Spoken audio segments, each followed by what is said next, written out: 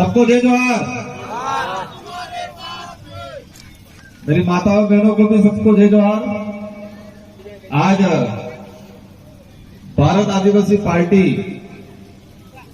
संभाग स्तरीय कार्यक्रम में हमारे इस कार्यक्रम में पहुंचे हुए हमारे मेरे वरिष्ठ साथी सागवाड़ा विधायक जी, साथ ही कांतिभाई रोज भारत आदिवासी पार्टी के राष्ट्रीय सदस्य एवं भारत आदिवासी पार्टी के अन्य राष्ट्रीय सदस्य, प्रदेश सदस्य, जिला अध्यक्ष और इस विधानसभा क्षेत्र से हमारे इस पंडाल के बीच में विराजमान वडील युवा साथी, माताएं बहनें, आप सबकी मेहनत से, आप सबके विश्वास से ये भारत आदिवासी पार्टी राजस्थान के दक्षिणी क्षेत्र के अंदर और साथ ही पूर्वी राजस्थान में भी इस भारत आदिवासी पार्टी का आगाज हुआ है।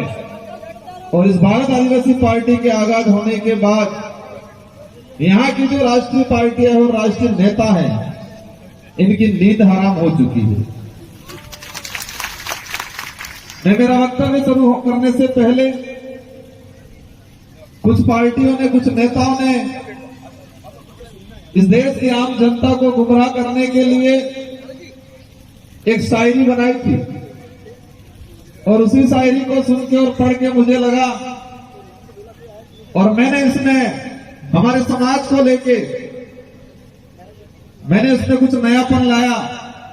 और वही बात मेरे कुछ साथियों से चर्चा करने के बाद जो भारत आदिवासी पार्टी का 10 तारीख को डूंगरपुर में जो आगाज हुआ उस दिन कहा था, कांग्रेस के नेताओं ने एक नारा लगवाया है। क्या लगवाया है? नफरत के बाजार में स्वाभिमान की दुकान खोलने आए हैं। और मैं दोबारा इस मंच के माध्यम से कहना चाहता हूं कि मोफत के बाजार में स्वाभिमान की दुकान खोलने आई है भारत आदिवासी पार्टी।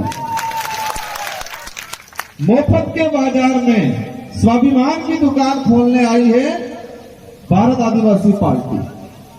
क्योंकि हमारे समाज को आज जिस तरह से कांग्रेस और बीजेपी के लोग, उनकी पार्टी की रीति नीति हमारे समाज को और इस देश की गरीब जनता को, एसटी, एससी, ओबीसी को जिस तरह से मुफ्त की चीजें बांट के, जिस तरह से मुफ्त की चीजें वितरण करके हमारे स्वाभिमान को खत्म करने का जो काम कर रही है, तो ये जो हमारी भारत आदिवासी जो पार्टी है, हमारे समाज को आत्मनिर्भर बनाना है, हमारे समाज को स्वाभिमानी बनाना है।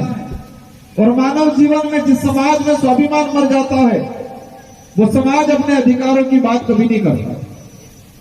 तो हमारे समाज को और हमारे क्षेत्र में अन्य जो हमारी विचारधारा को समझते हैं और मानव मात्र की बात करते हैं, इन सभी के समाजों के अंदर ये स्वाभिमान की जो बात है, आत्मनिर्भर बनने की जो बात है, उस बात को लेके ये भारत आदिवासी पार्टी आई है। इस संभाग स्तरीय कार्यक्रम में आप सभी आए, इस विचारधारा से जुड़े। कई सवाल होंगे और इस क्षेत्र में कांग्रेस बीजेपी के लोग आपको कई प्रकार की बातें करते होंगे, क्या हो जाएगा, क्या होगा, क्या नहीं होगा।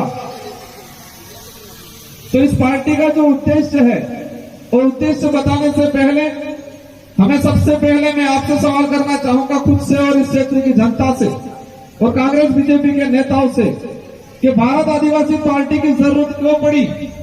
सबसे पहला सवाल यह खड़ा होता है कि भारत आदिवासी पार्टी की जरूरत क्यों पड़ी।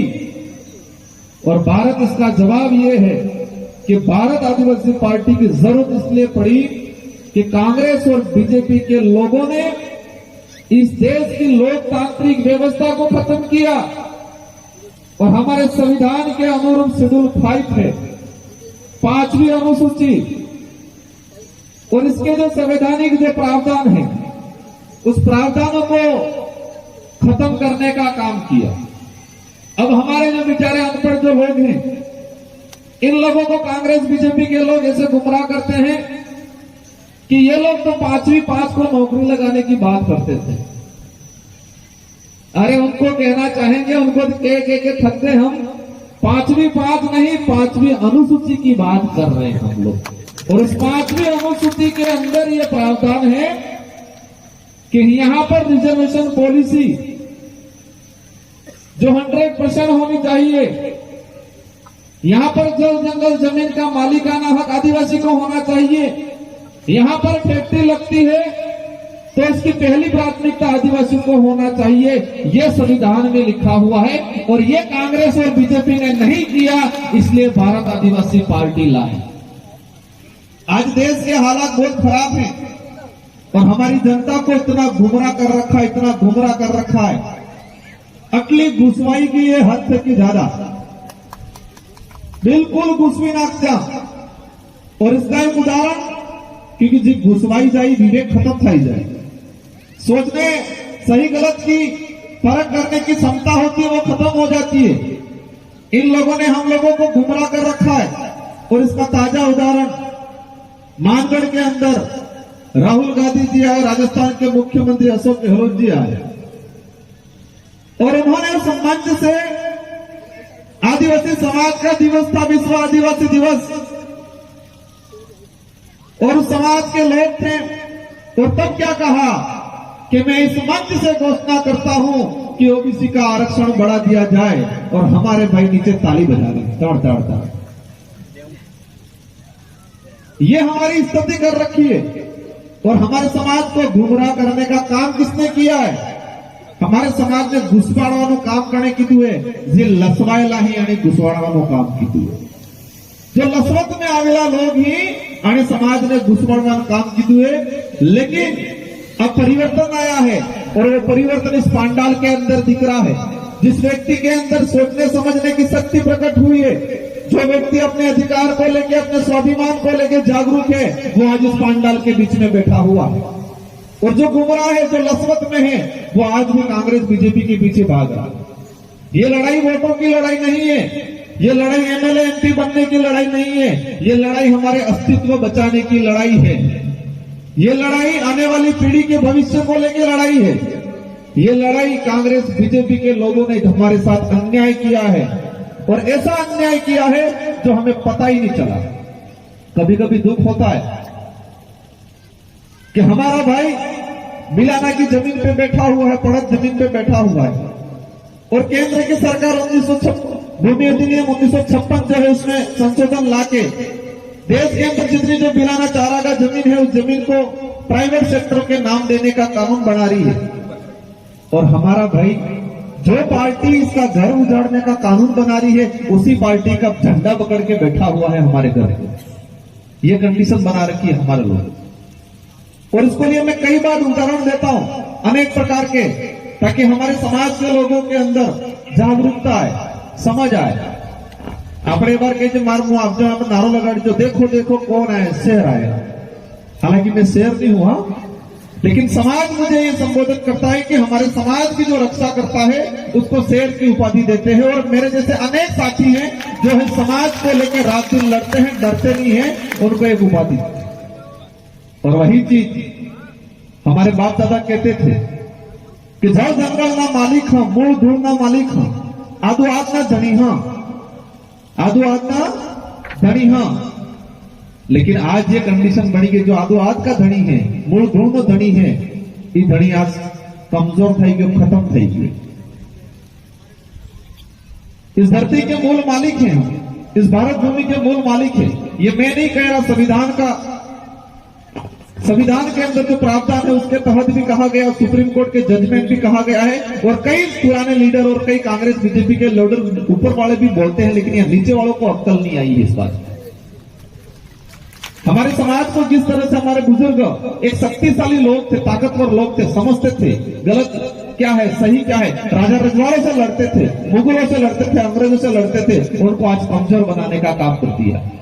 और उसी बात को हमने देखा, आपने कल जंगल में सिसरो रहे, ये जंगल नो राजा कहवाय। और जंगल नो राजा एक ताकतवर रहे, एक ताकतवर जानवर माना जाता है शेर।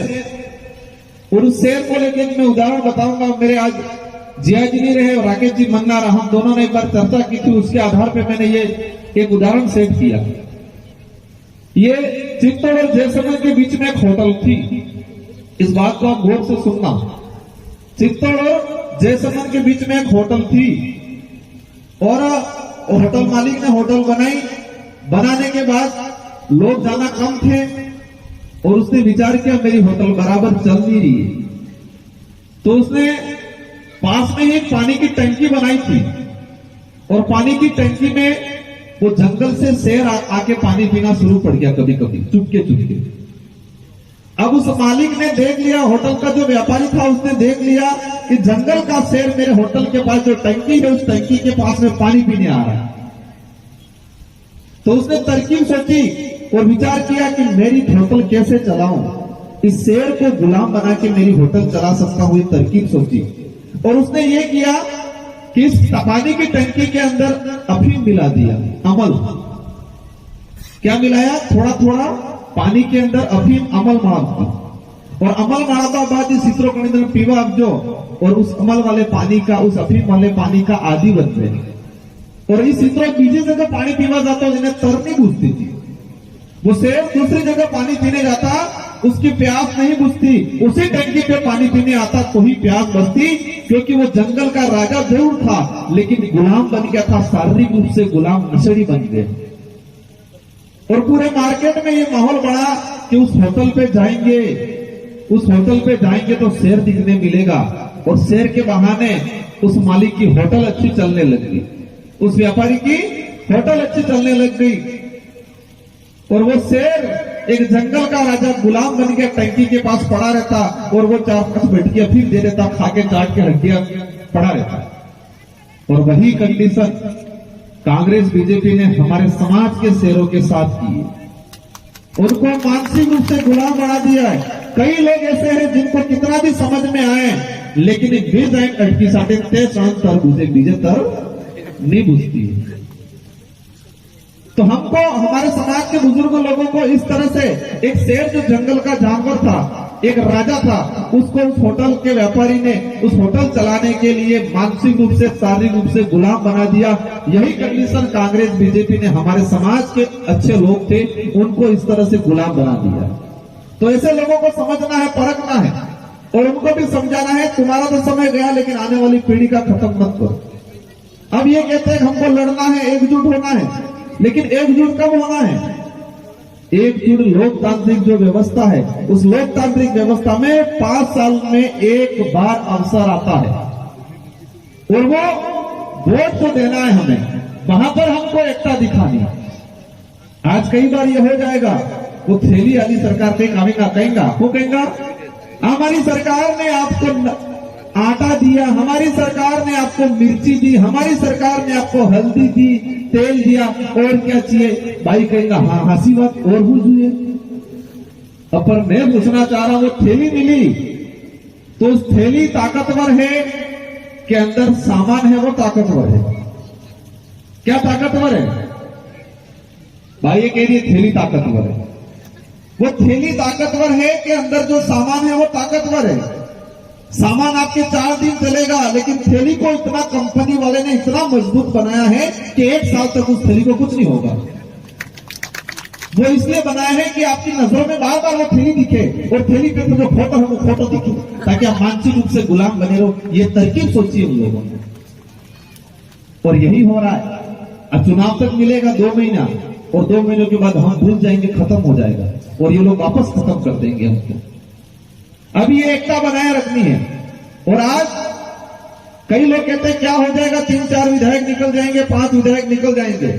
मानते कुछ नहीं होगा, लेकिन नेशनल मीडिया और स्टेट मीडिया और पूरे देश की निगाह ये होगी कि 2023 में राजस्थान की सरकार किसकी बनेगी, ये आदिवासी समाज तय करेगा। ये खबर पकड़ेगी, राजस्थान की सरकार किसकी बनेगी, कौन बनाएगा, वो आदिवासी समाज के लोग तय करेंगे। ये मैसेज जाएगा और ये मैसेज भारत में ही नहीं पूरे विश्व में जाएगा, और पूरे विश्व में जाएगा। हमारे समाज की एकता, हमारी ताकत बनेगी, हमारी वैल्यू बनेगी, और इस ताकत को बरकरार रखना है। हमें बहकाव में नहीं आना है। हमारे बड़े बुजुर्ग कह गए कि खेती ने टाइम, अड़ी दाड़नी खेती 12 महीना खोगा, अड़ी दाड़नी खेती 12 महीना खांगा। टाइम माते और जुई जाती ने बीज अगर पेरंगा तो 12 महीना खंगा, ये हमारे बुजुर्ग कहते। और सही बात था, हमारे बुजुर्ग सड़ा हुआ देखते हैं, मैं बाबा किधर चढ़ रहा है, और तुरंत हाथ पलाड़ता मक्की नो बीज तैयार करता है। और वही तीसरी बीज टाइम पे अड़ी दाड़ा में करी दीता तो 12 महीना खाता। लेकिन एक बार हो थी कि सरकार ने भरोसा वधार दे गया, थोड़ा करता सरकार बीज वितरण करें और बीज अपने फर्स्ट क्लास आवे कि पसी दाड़े तक नहीं उगते हुए ओके। और जिसने वो टाइम में संभाला बीज है, वो जुई जाति ने जांच परख करके उस बीज को जमीन में नहीं डाला तो इन्हें सोरो पकड़ो वगर रही, इन्हें सोरो पकड़ो वगर रही, उसकी मक्की नहीं होती है। और जिस व्यक्ति ने अपना देसी बीज है और सही समय पे जांच परख करके बीज को अगर जमीन में रखा है तो वो उसकी फसल पक जाती है और 12 महीने सुधर जाते हैं। और वही बात लोकतंत्र पे लागू होती है। 5 साल में एक बार समय आता है और उस एक बार के अंदर आपने फ्री का पूटिया काम मिल रहा है, फ्री की खजूरें पूटिया काम मिल रही है, फ्री की नमकीनें काम मिल रही है, वो तय करके वो लेके आपने वोट दे दिया तो जिंदगी आने वाली पीढ़ी की जिंदगी खराब हो जाएगी। खेती में तो 12 महीना पकड़ेगा, लेकिन इस लोकतंत्र में 5 साल में एक बार अवसर आता है, उस समय हमने फ्री की चीजें देख के अगर वोट दे दिया तो आने वाली पीढ़ी घर पर में चली जाएगी। और उस समय आपने सही परख करके सोच समझ के उस टाइम के 2 दिन 3 दिन का जो समय रहता है फिक्स समय, उस समय में आपने विवेक का उपयोग करके तरीके से अगर वोट किया तो आने वाली पीढ़ी का भविष्य सुधर जाएगा। ये ध्यान रखना है हमको। आपने खुद ने देखा होगा दारू कब बीतता है, दारू को कब बांटते हैं ये लोग? चुनाव से 2 दिन पहले, चुनाव से 1-2 दिन पहले। लेकिन मुझे उम्मीद है कि इस बार इस दक्षिणी राजस्थान की जो जनता है, आदिवासी बाहुल्य के जो हमारे जो लोग हैं, वो राजस्थान कांग्रेस और बीजेपी को यह जरूर एहसास कराएंगे कि ये जनता अब बिकने वाली नहीं है, ये जनता टिकने वाली जनता है, ये एहसास कराना है। हमारे कई अनेक वक्ता हैं, समय भी हो गया है, मैंने बीच में समय लिया, इसलिए लिया कि हमारे 1-2 कार्यक्रम दे रखे हैं मैंने, तो मैं सोच रहा हूं शाम तक जाके 1-2 मीटिंगें हमारे कर लें। आप सबको आज मेरी बात सुनी, आपने अच्छी लगी, तालियां बजा दी। मेरी बात सुनी आपने और अच्छी लगी, तालियां बजा दी, लेकिन घर पे जाके वो गुमराह करने वाले वापस आ गए। वायरस वापस नहीं घुसना चाहिए। जो एंटीवायरस आज डाला है उस एंटीवायरस को बराबर फिट करके रखना, और जब चुनाव का समय आए उस एंटीवायरस के आधार पर ऐसा बटन दबाना है कि मशीन भी थोड़ा डगमग हो जाए। और ये आवाज से अशोक गहलोत और नरेंद्र मोदी तक जाए, ये एहसास कराना है। इस बार एकता दिखानी है, उन लोगों को एहसास कराना, ये हर तरफ से करेंगे, पैसा डालेंगे, दारू डालेंगे, हर प्रकार का लोग डालेंगे, लड़ाई करवाएंगे, जेल में डालेंगे। डरना नहीं, ये लड़ाई अस्तित्व की लड़ाई है, स्वाभिमान की लड़ाई है, हमारे हक अधिकार की लड़ाई है। और ये लड़ाई हम तब सब मिलकर लड़ेंगे। और इस बार राजस्थान में सरकार किसकी बनेगी, आदिवासी समाज तय करेगा। इन्हीं शब्दों के साथ आप सबको धन्यवाद, आभार। जय जवान जय भारत। बहुत बहुत धन्यवाद हमारे विधायक साहब को। साथियों, इतनी सारी बात बताई, उसमें आप समझ लेना